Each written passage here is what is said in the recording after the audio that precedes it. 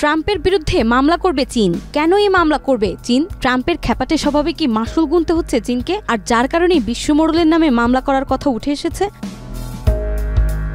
যুক্তরাষ্ট্রে অভিবাসী ও মাদকের প্রভাব ঠেকাতে ব্যর্থ হওয়া পাল্টা ব্যবস্থা হিসেবে চীনা পণ্যের উপর বিধিনিষেধ আরোপ করেছে মার্কিন প্রেসিডেন্ট ডোনাল্ড ট্রাম্প। এই অবস্থায় যুক্তরাষ্ট্রকে কড়া হুঁশিয়ারি দিয়েছে চীন। 2 ফেব্রুয়ারি এক বিবৃতিতে চীনের বাণিজ্য মন্ত্রণালয় জানিয়েছে, ট্রাম্পের নতুন শুল্ক আরোপের বিরুদ্ধে প্রতিশোধমূলক ব্যবস্থা নেওয়া হবে। সেই সঙ্গে বিশ্ব বাণিজ্য সংস্থায় মামলা দায়ের করবে চীন।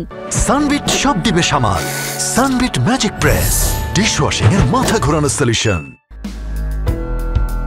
বিবৃতিতে বলা হয়, ওয়াশিংটনের একতরফা শুল্ক বৃদ্ধিতে ডব্লিউটিওর নিয়ম গুরুতরভাবে লঙ্ঘন হিসেবে দেখছে বেইজিং। ট্রাম্প 1 ফেব্রুয়ারি চীন, মেক্সিকো ও কানাডার উপর নতুন শুল্ক আরোপের ঘোষণা দেন। 4 ফেব্রুয়ারি থেকে কার্যকর হতে যাওয়া এই আইনের অধীনে মেক্সিকো থেকে সব ধরনের পণ্য এবং কানাডা থেকে আসা সব ধরনের পণ্যের উপর 25% শুল্ক এবং চীনা পণ্যের উপর 10% শুল্ক আরোপ করা হবে।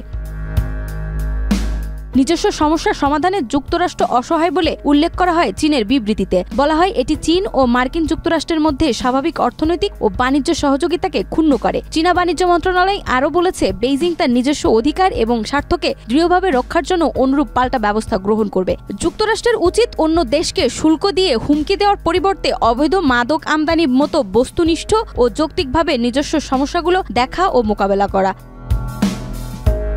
মন্ত্রণালয় বলছে, বেইজিং ডব্লিউটিওর কাছে নতুন শুল্কের বিষয়ে একটি আনুষ্ঠানিক অভিযোগ দায়ের করবে। যেহেতু যুক্তরাষ্ট্র ও চীন উভয় বাণিজ্য সংস্থার সদস্য, তাই বিরোধের সময় সংস্থার সিদ্ধান্ত মেনে চলতে হয়।